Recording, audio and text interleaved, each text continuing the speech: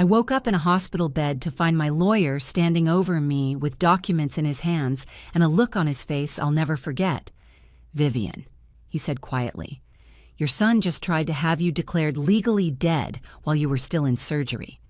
My name is Vivian Porter.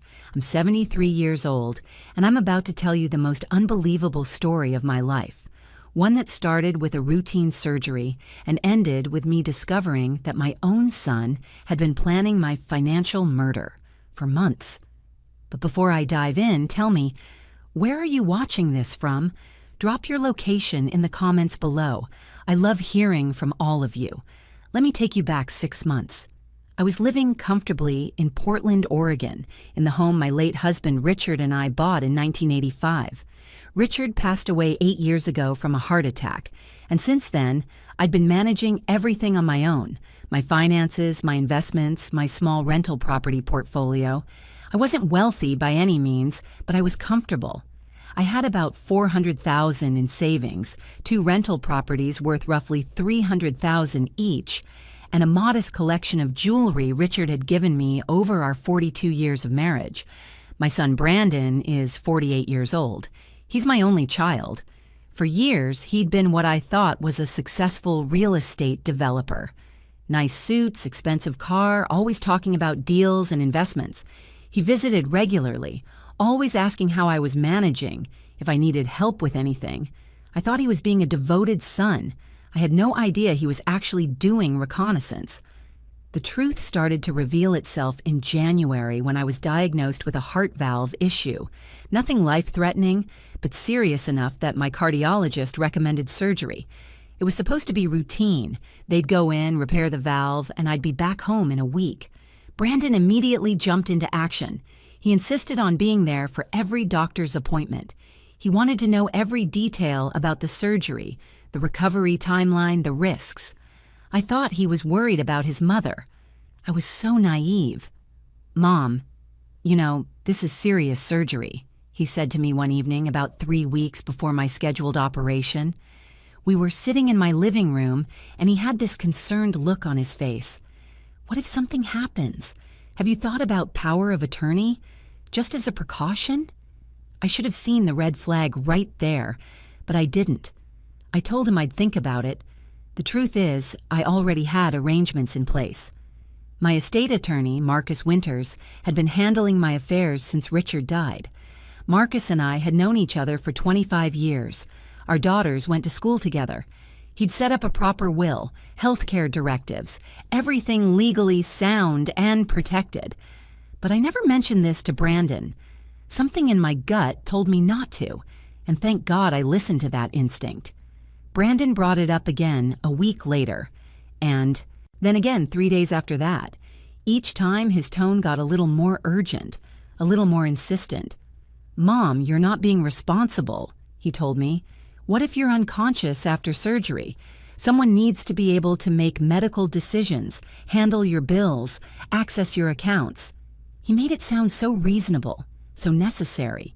He even offered to have his attorney draw up the paperwork to save me the trouble. That's when I made the smartest decision of my entire ordeal. I called Marcus. I told him about Brandon's pressure, about how uncomfortable it made me feel. Marcus didn't hesitate. "Vivian, don't sign anything, not a single document. If Brandon asks again, tell him you need to think about it and you'll use your own attorney. And Vivian, I want you to do something for me. I want you to give me permission to do a background check on Brandon's finances." I was shocked. "Marcus, he's my son. That seems—" "Trust me on this," Marcus interrupted. "Something doesn't feel right. Let me look into it. If I'm wrong, I'll apologize. But if I'm right, you need to know before you go into that hospital." I agreed, though it made me feel terrible. What kind of mother investigates her own child? But Marcus called me back 72 hours later, and the tone of his voice made my blood run cold. "Vivian, we need to meet, today. Can you come to my office?" What Marcus showed me that afternoon destroyed everything I thought I knew about my son. Brandon wasn't a successful developer. He was drowning in debt, nearly $2 million worth. His last 3 real estate projects had failed spectacularly. He'd been borrowing from private lenders at astronomical interest rates. His house, his car, everything was mortgaged beyond reason. He was 3 months away from bankruptcy, possibly criminal charges for fraud. He needs money, Vivian, desperately, and he knows you have it, Marcus explained, spreading documents across his desk. I'm concerned about the timing of his interest in power of attorney. Very concerned. I sat there in Marcus's office, staring at bank statements and court filings with my son's name on them, and I felt something inside me harden. This was the baby I'd carried for 9 months, the toddler I'd stayed up with during nightmares, the teenager I defended against everyone, and he was planning to rob me. What do we do? I asked Marcus. First, you don't sign anything.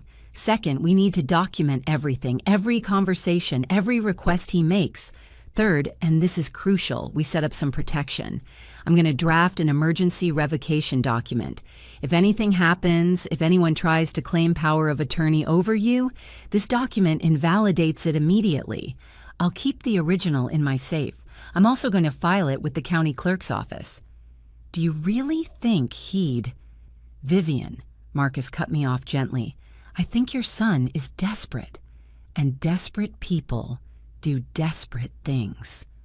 The surgery was scheduled for February 14th, Valentine's Day, ironically enough. Brandon called me the night before. Mom, I'll be there early. I'll be with you the whole time. Don't worry about anything. His voice was so warm, so reassuring. If I hadn't known what I knew, I would have believed he genuinely cared. But Marcus and I had spent the past 2 weeks preparing for every possible scenario. We'd created a paper trail. We'd documented Brandon's financial situation. We'd set up automated alerts on all my accounts that would notify Marcus immediately if there was any unusual activity. And most importantly, Marcus had arranged to be at the hospital under the pretense of bringing me some documents to sign related to one of my rental properties. I arrived at the hospital at 6 a.m. Brandon was already there, pacing in the pre-op area. He hugged me, asked how I was feeling, told me everything would be fine. The nurses prepped me, started the IV, asked their questions. Brandon never left my side. He was holding my hand when they wheeled me toward the operating room. I love you, Mom, he said, squeezing my fingers. I'll be right here when you wake up. Those were the last words I heard before the anesthesia took hold. What I didn't know, what I wouldn't learn until later, was that the moment those operating room doors closed behind me, Brandon went to work. The surgery took 4 hours, standard procedure, no complications. While the surgical team was carefully repairing my heart valve, Brandon was in the hospital cafeteria making phone calls. He called banks. He called investment firms. He called the county clerk's office. And he presented documents. Documents claiming I had signed over power of attorney to him 3 days before my surgery. The documents were sophisticated forgeries. They had my signature or a very good copy of it. They had notary stamps. They looked completely legitimate. Brandon had gone to a great deal of trouble and expense to create them. What he didn't know was that Marcus had anticipated exactly this move. Marcus had arrived at the hospital around hour 3 of my surgery. He checked with the nurses' station, confirmed I was still in the OR, and then stationed himself in the waiting area where he had a clear view of Brandon. He watched my son make those phone calls. He saw Brandon's face, the expression of someone who thought he was getting away with something. Then Marcus made some calls of his own. He contacted the banks Brandon had called. He contacted the investment firms. He sent them copies of the revocation document. He informed them that any power of attorney presented by Brandon Porter was fraudulent and should not be honored under any circumstances. He threatened legal action if they proceeded without verification.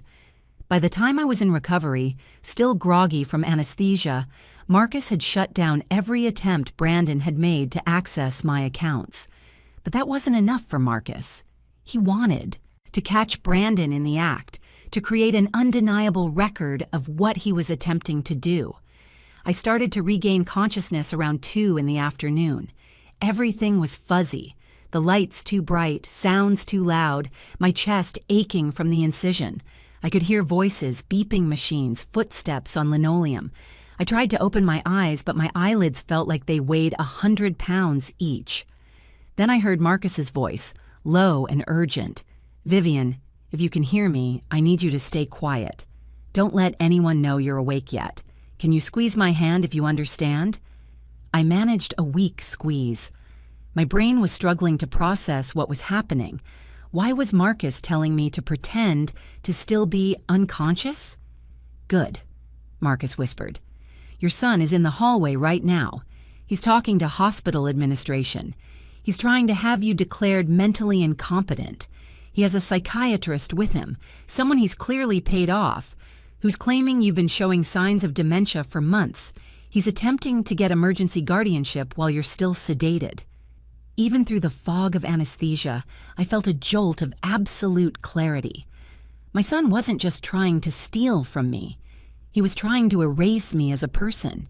He was trying to have me declared incompetent so he could control everything: my money, my property, my medical care, my entire life. "The hospital is questioning his claims because I've already presented them with documentation showing you're of sound mind," Marcus continued. "But he's pushing hard.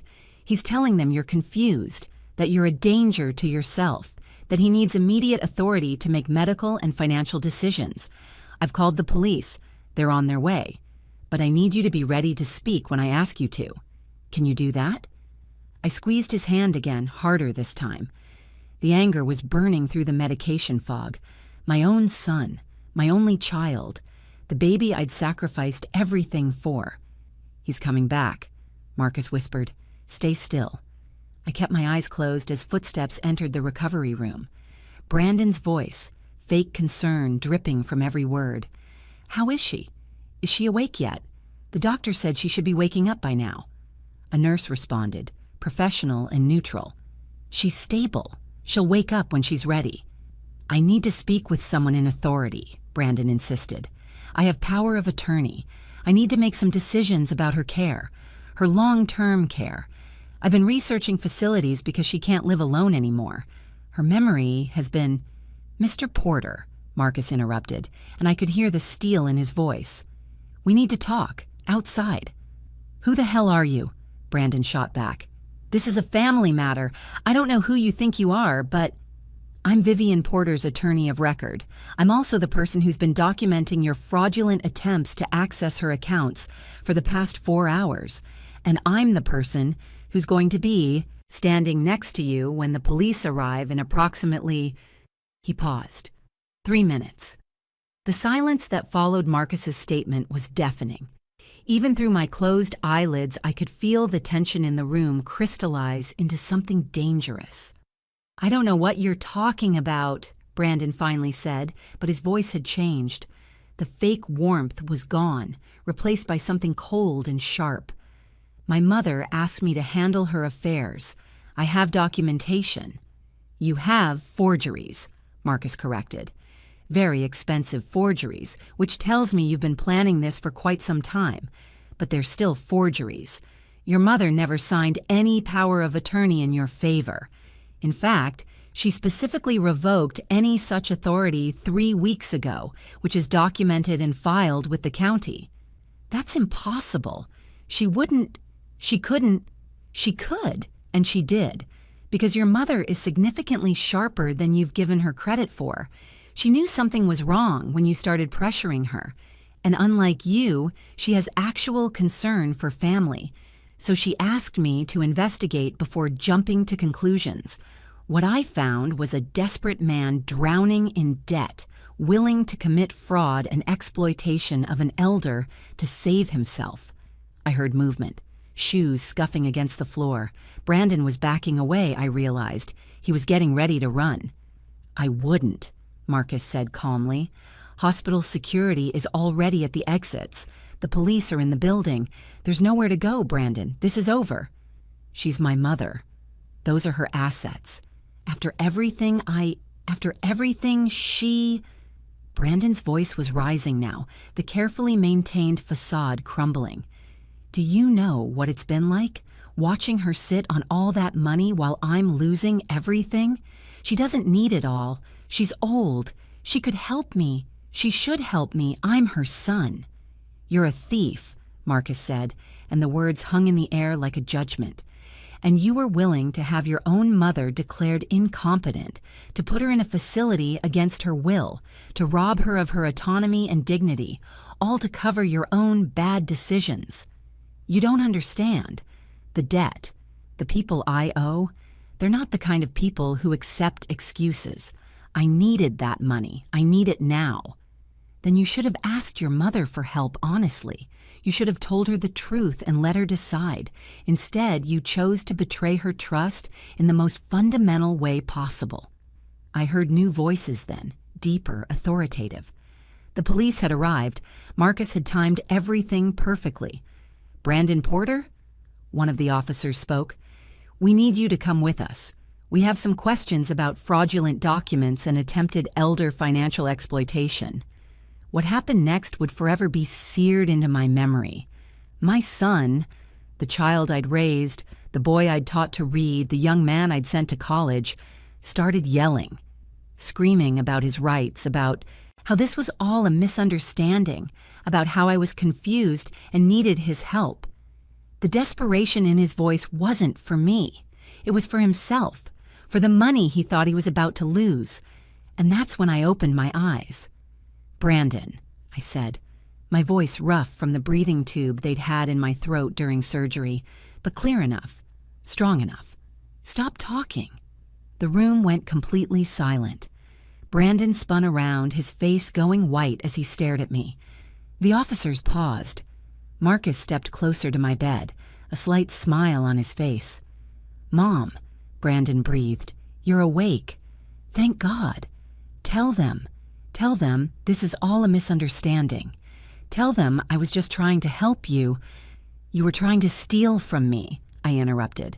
My voice was getting stronger with each word. "You forged documents. You attempted to access my bank accounts without authorization. You tried to have me declared mentally incompetent while I was in surgery. And from what I just heard, you've been planning this for weeks, possibly months." "No, Mom, you're confused.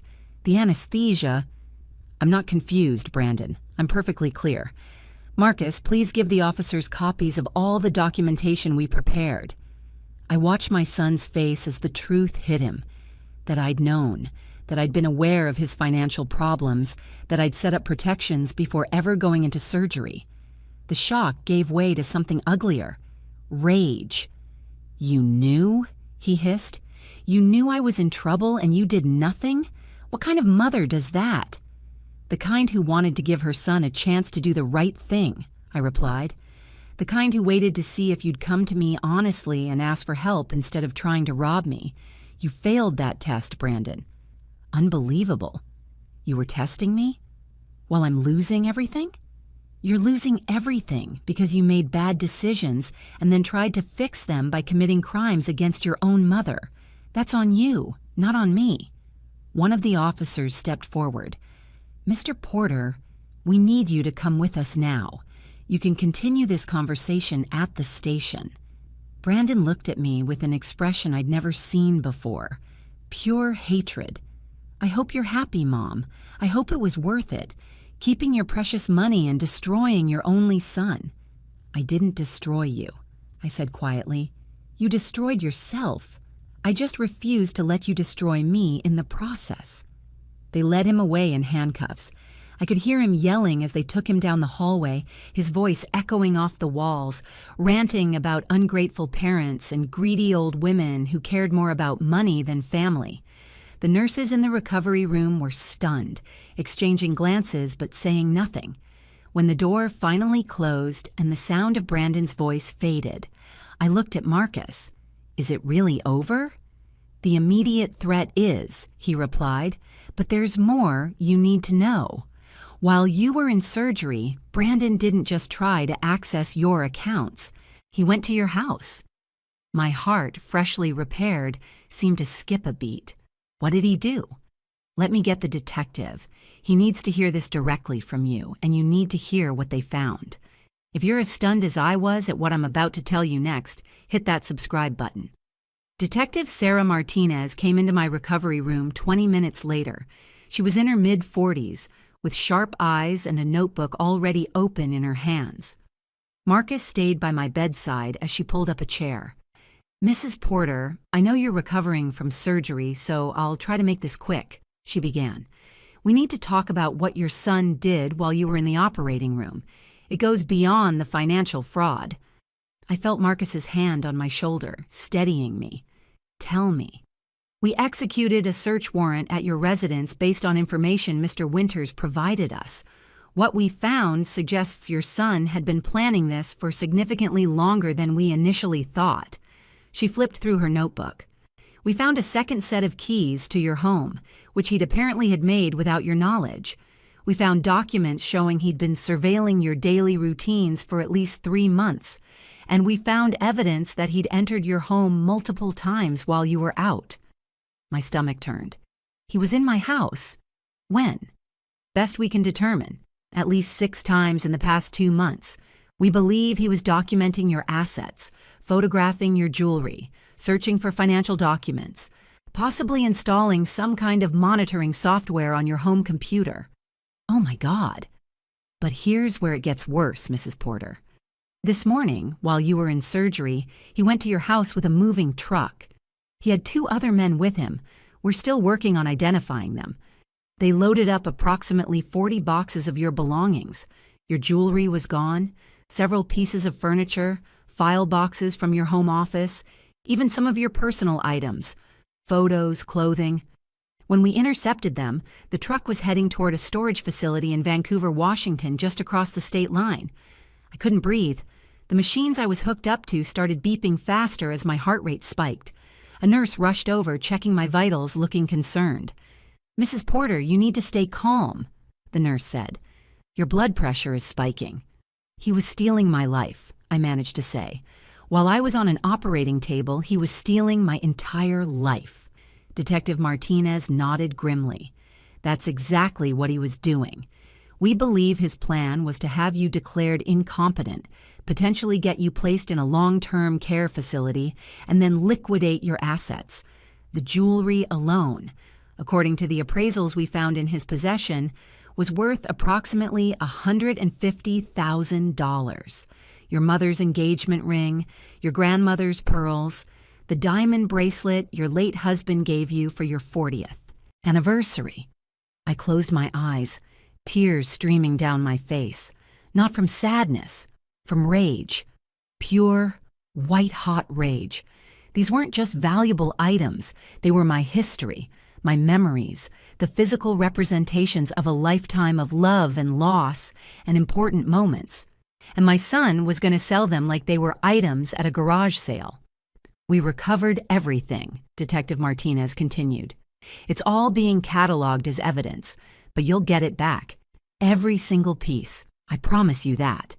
"What charges is he facing?" I asked, opening my eyes and looking directly at her. "So far? Multiple counts." Detective Martinez continued, her voice steady and professional. "Attempted financial exploitation of an elder, forgery, fraud, theft, burglary, and potentially identity theft, depending on what our tech team finds on your computer. If convicted on all counts, he's looking at minimum 15 years in state prison, possibly more." "Good," I said, and I meant it. The nurse gave me a concerned look, but I didn't care. "I want him prosecuted to the fullest extent of the law. I don't want any plea deals. I don't want any reduced sentences. I want everyone to know exactly what he did." "Mrs. Porter, I understand you're angry and you have every right to be," Detective Martinez said carefully, "but I need you to understand that your son is already trying to spin this. His attorney contacted us an hour ago claiming this was all a misunderstanding, that he was just trying to protect your assets, that he was worried about your mental state. He's going to paint himself as a concerned son and you as a confused elderly woman." "Then we bury him in evidence," Marcus interjected. "We have the forged documents. We have the bank records showing his attempts at unauthorized access. We have his financial records showing his motive.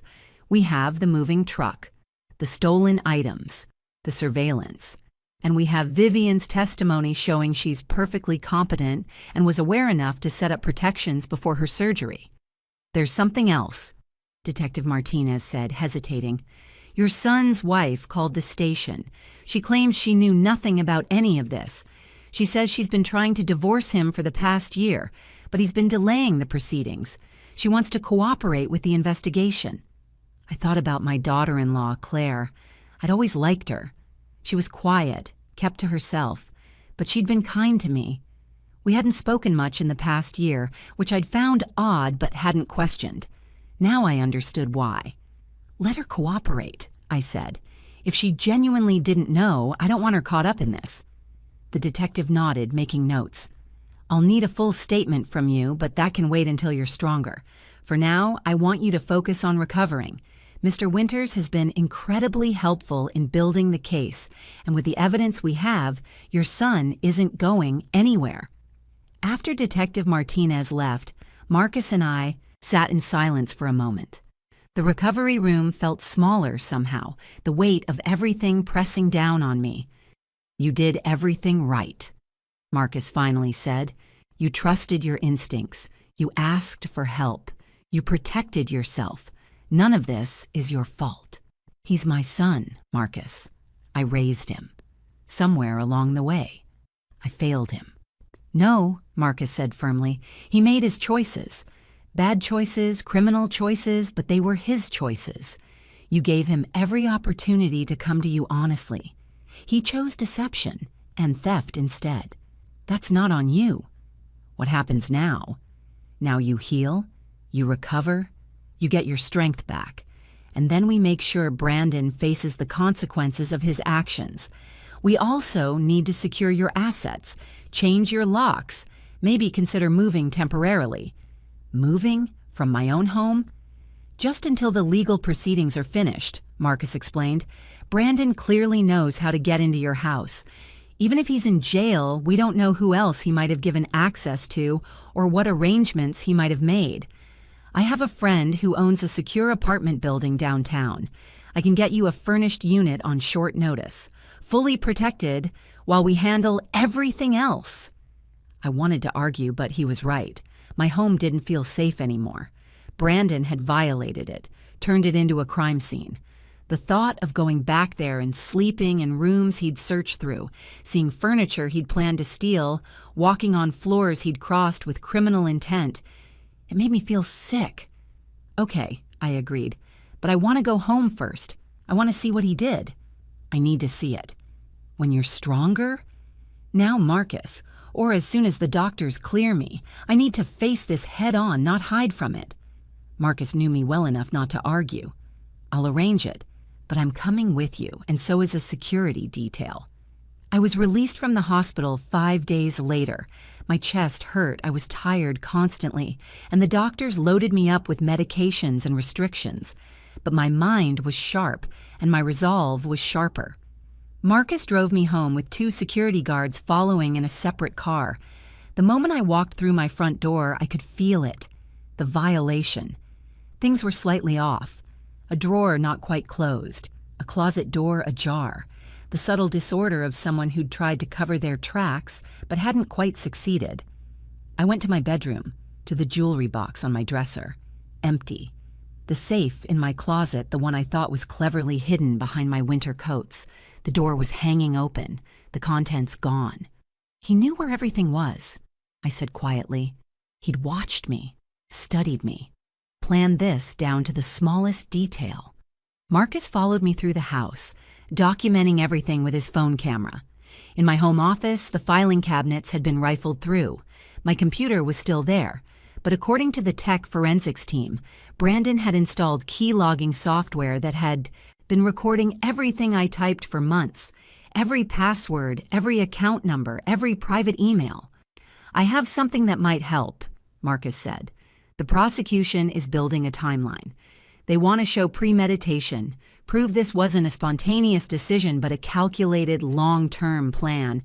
Your daughter-in-law provided some text messages between her and Brandon that are illuminating.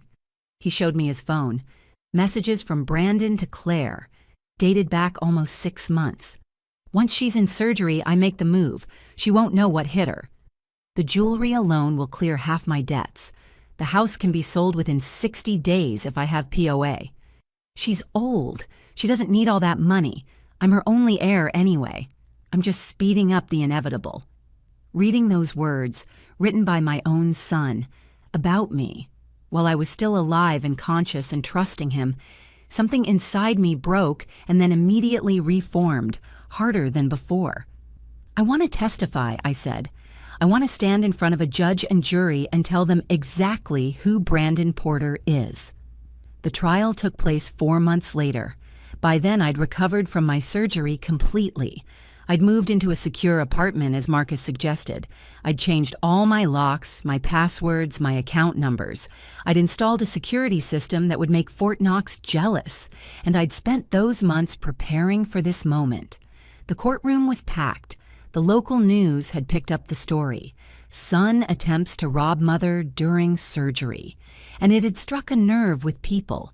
I saw elderly women in the gallery, some with their own adult children beside them, watching with expressions of horror and solidarity. This wasn't just my story anymore. It was everyone's fear. Brandon sat at the defense table in a suit I recognized, one I'd bought him for his 40th birthday. He wouldn't look at me. His attorney had tried everything to keep me off the stand, arguing I was biased, that my medications might affect my testimony, that my age made me an unreliable witness. The judge denied every motion. When they called me to testify, I walked to that stand with my head high. I placed my hand on the Bible and swore to tell the truth. And then I told them everything, every conversation, every warning sign I'd ignored, every moment I'd trusted my son, and every way he'd betrayed that trust. I didn't cry. I didn't waver. I looked directly at the jury and made sure they understood that this wasn't confusion or vindictiveness. This was a mother protecting herself from a predator who happened to share her DNA. The prosecutor showed the forged documents, the bank records, the surveillance evidence, the text messages, the photos of my empty jewelry box and ransacked home. Claire testified about Brandon's financial problems and his increasingly desperate behavior. The tech expert testified about the spyware on my computer. Marcus testified about the timeline, the protections we'd set up, the fraudulent attempts to access my accounts. Brandon's defense tried to paint me as a bitter, wealthy mother who'd refused to help her struggling son. They tried to suggest I was mentally declining and didn't understand the situation. But the evidence was overwhelming. The jury deliberated for less than 3 hours. Guilty on all counts. The judge sentenced him to 18 years in state prison with the possibility of parole after 12. "Mr. Porter," the judge said, looking at my son over her reading glasses, "you didn't just commit financial crimes. You violated the fundamental trust between parent and child. You preyed on your mother's vulnerability during a medical crisis. Your actions were calculated, callous, and cruel. This sentence reflects not just the legal violations, but the profound moral failure you've demonstrated." I sat in that courtroom and watched my son being led away in handcuffs. He finally looked at me then, and I saw something I'd been waiting for but never expected. Tears. Not tears of remorse for what he'd done to me, but tears of self-pity for what he'd lost. That was 3 months ago. Today, I'm back in my home. My jewelry is in a safety deposit box at the bank.